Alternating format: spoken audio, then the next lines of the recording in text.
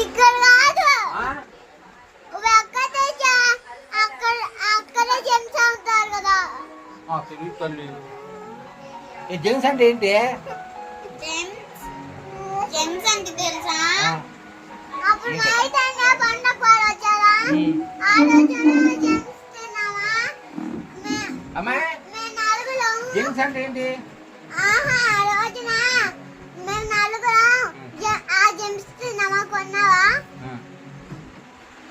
ఆ జెమ్స్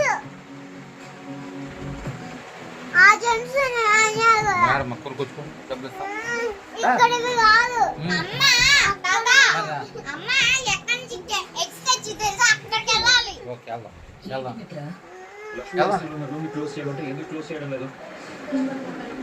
మా నాన్న చాలా మంచివాడు, కానీ ఆ రూమ్ విషయంలోనే